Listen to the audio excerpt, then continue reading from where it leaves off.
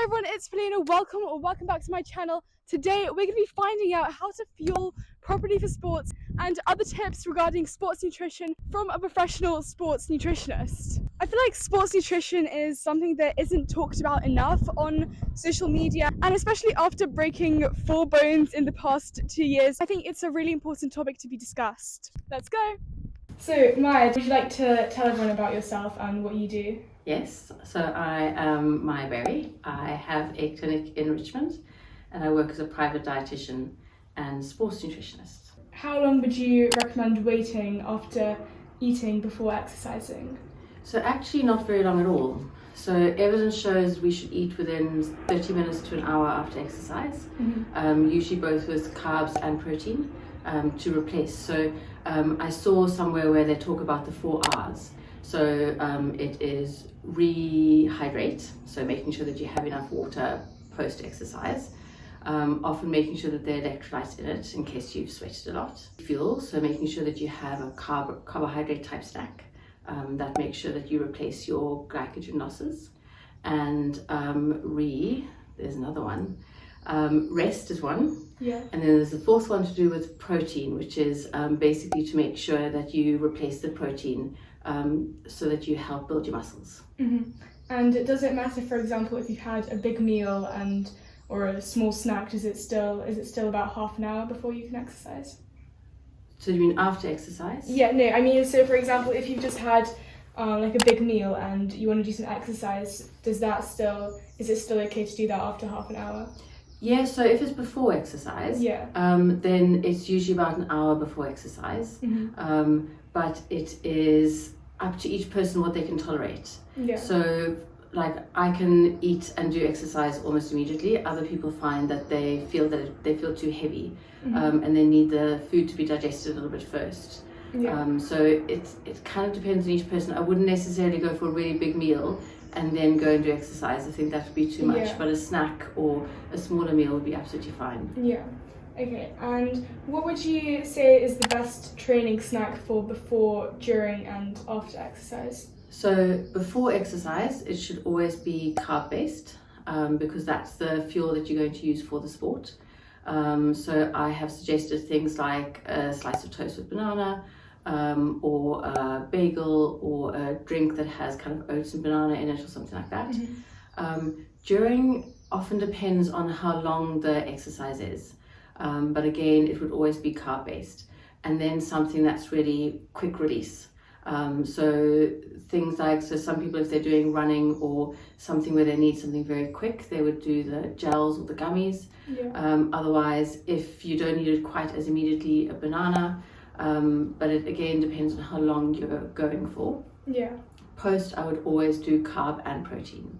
So it would always be carb before, carb during, carb and protein afterwards, because you're then replacing everything that you've lost. Yeah, and what would be like a good snack for after exercising that has both carbs and protein? So something like, so again, I'm using toast a lot, but it's nice and easy and accessible. So a slice of toast with peanut butter, for example, would be great. Or if you're making a smoothie, then adding the peanut butter into it. Or adding, I mean, some people like putting protein powders in because they like the texture and the taste. That could be another option. But doing that combination. Otherwise, a lot of the bars, like the protein bars, actually have carbs and protein. So the Misfits or Grenades or Trek or things like that, they have a combination of both. Okay. How much carbs and protein should you eat each day, and what are the best sources of each? So that's a bit more complicated. So for carbohydrates, it depends on how much exercise you're doing in the day and the week. So for somebody who's doing very light exercise, we work it out per gram per kilogram body weight. So if you're doing light exercise, it would be 3 to 5 grams per kilogram body weight. If you were doing more intense exercise, so say for example an hour every day and it's quite intense, then you'd be doing more like 6 to 10 grams. Or 5 to 7. It kind of depends on how intense and how frequently you exercise and how many times in a day. So for endurance athletes, they could be aiming for like 12 grams per kilogram body weight if they're doing kind of 3+ hours, good frequency per week. So it ends up being, I don't know, anywhere from kind of 300 grams of carbohydrates per day per person roughly as a starting point. For protein, it's a lot less. So for a person who doesn't exercise, it's 0.8 grams per kilogram body weight.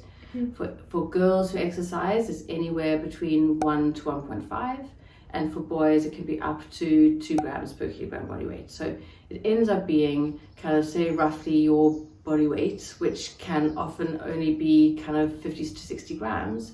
And in that case, say for example, if you had chicken breast for lunch and you had a bowl of cereal with milk for breakfast, that would pretty much be your protein requirements. And what about calories? So how many calories a day do you need for each sort of age group? Because I understand that when you're younger, when you're growing, you do need more calories, but then also if you exercise, you need more as well. And yeah, so how does sports affect how many calories you should be consuming? So again, that's a really tough one to answer because each person is so individual. So you're absolutely right that when you are younger, especially during adolescence, you need a lot of calories because you are renewing a lot. Cells are renewing, your body is growing. It's a time where you need way more than if you're in your 40s or 50s, for example. But it's very hard to quantify exactly how many calories you need. I think the guidance that the government have on their packaging is a fair estimate of around 2,000 for somebody who isn't exercising very much. Usually I find that if you work on the basis of how much you exercise during the week, therefore how many carbs you need, therefore how many protein you need each day, and then taking into account that you need a fat portion as well, it usually gets you to the right amount of calories. So for the general kind of adolescent, it might be 2,000, but for girls doing a lot of sports, it could be closer to 2,500 to 3,000, depending on how much they do. But usually if you're making sure that your macronutrients are correct, the calories are then also correct. And for example, someone who's exercising a lot versus someone who's not exercising as much, how should like the amount of exercise impact how much and what sort of foods you're eating? So usually I would say for somebody who doesn't exercise, and if they're an adolescent, they will always need 3 good meals plus around 2, maybe 3 snacks of smallish quantities. Whereas somebody who's doing a lot of sports, I would be looking at how they fuel before it and how they recover afterwards. So usually I would then make up the difference with their sports with how they're replacing and refueling. And that way we make sure that they're having on top of what their general day-to-day intake is. And by doing that, often you can also work out what you need on rest days in comparison to what you need on really active days. By kind of thinking, okay, so I'm having this snack to help me for the sport. I'm going to be using this snack during because this is how intense it is. And then I'm going to be having this to recover from it. That can help have the additionals on top of what the day-to-day intake is.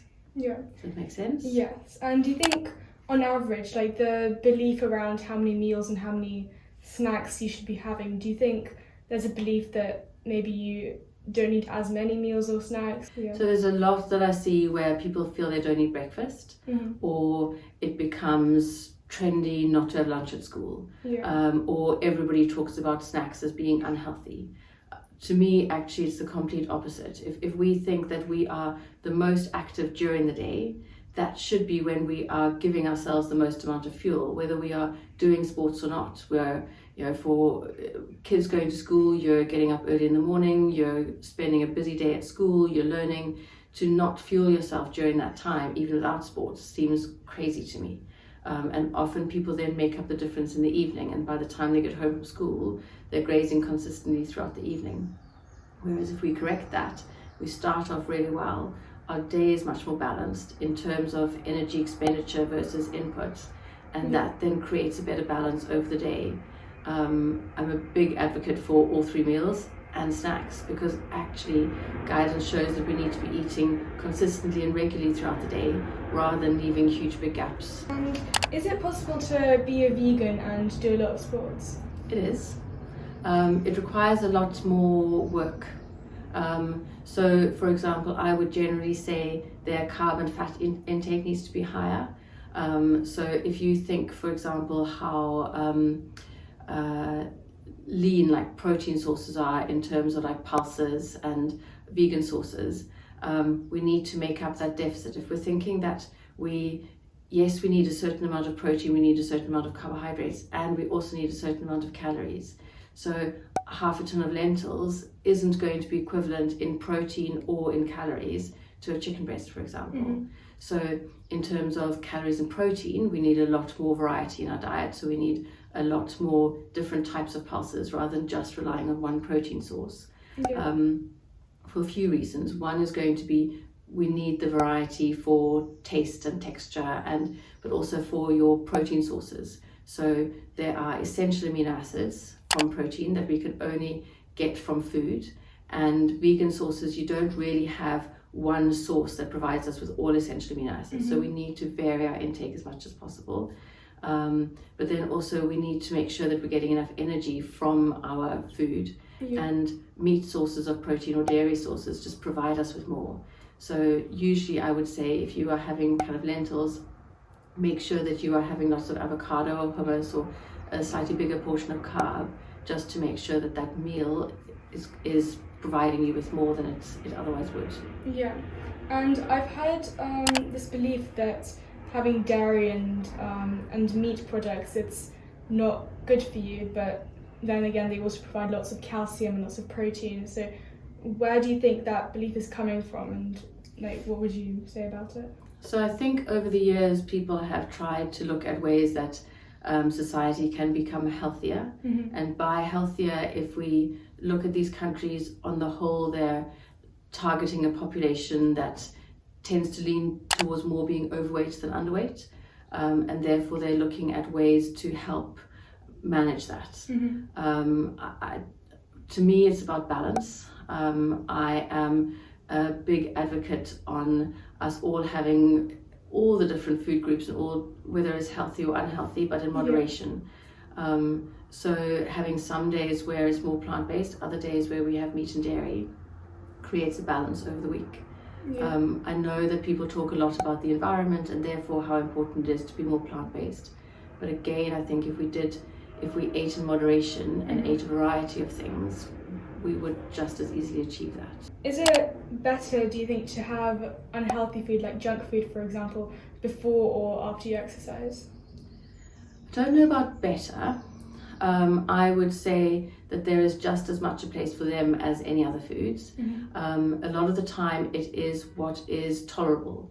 So for example, having a Kit Kat before training provides you with carbs and fat, both of which will work quite well for a training session. And you could find it quick and easy to eat, and therefore it doesn't kind of sit in your stomach during your training. But just as easily Belvita or a smoothie or something else could be just as good for you. Depends what you train with. And it's a bit complicated with that one, because to me, we should be able to eat unhealthy foods, in inverted commas, regardless of whether we exercise or not.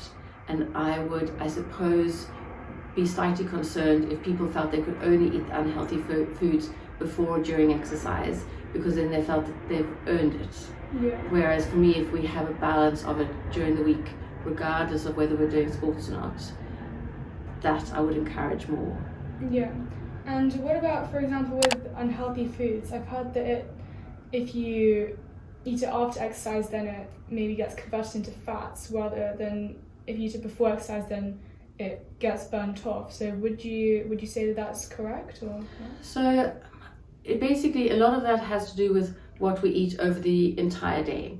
So for example, if we have that unhealthy snack before training, but we're overall eating too much in that day, it might not be that specific snack that is stored, but it is anything excess that day that then gets stored. So if we eat a snack after exercise, that could be refueling what we've lost, and therefore be used up by the body as glycogen storage, for example, which is needed. So the storage is more about how much we eat over the course of the day and the week than how we use it for the training, if that makes sense. Thank you so much for the interview. I think it's been really insightful, and I'm sure that everyone else has found it really insightful as well. Good. Yes. Thank you. Thank you. Thank you guys so much for watching this video. I really hope you liked it, and I really hope you learned something new for yourself. Huge thank you to Maya for participating in this video, And if you guys like this video and you want to see more videos about gymnastics, tumbling, fitness and nutrition, then feel free to subscribe to my channel down below. You can also follow me on Instagram or TikTok, linked in the description below. Bye!